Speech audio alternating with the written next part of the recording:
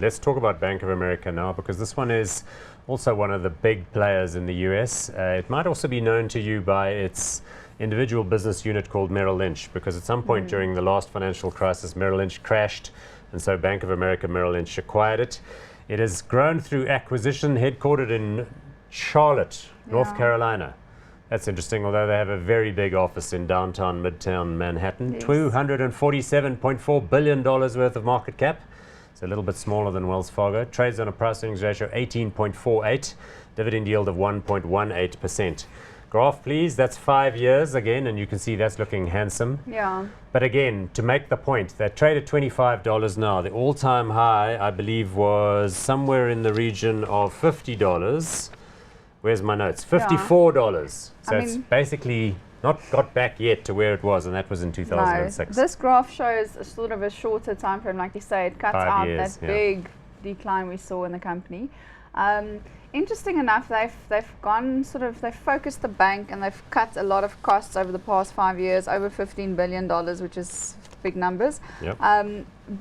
Another interesting investment story about Bank of America is when Berkshire did that, they bought some preference shares of about $5 billion in 2011, and they've got an option warrants with that where they can actually acquire Bank of America shares until 2021 for just over $7 a share.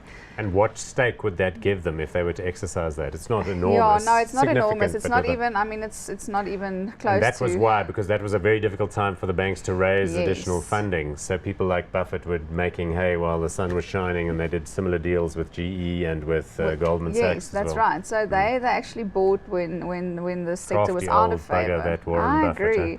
So they've actually tripled their investment in Bank of America just due to getting in at the right time. Yeah.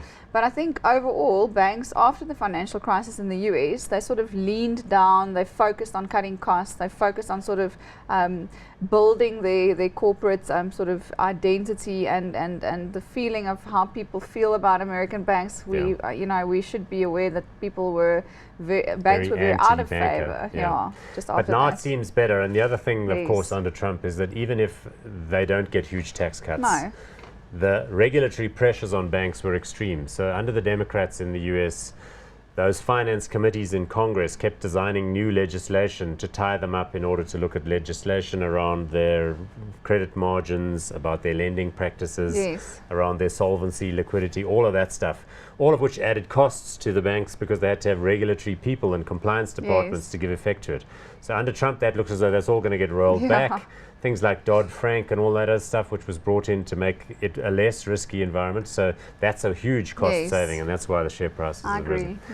Okay, so Bank of America, hot or not? Brian Moynihan, the CEO. Yeah, I'll be hot on this bank. I think it's another sort of a good investment, and if you follow the smart money, this is definitely where the smart money goes. Excellent, good. Right, we'll be hot on that one.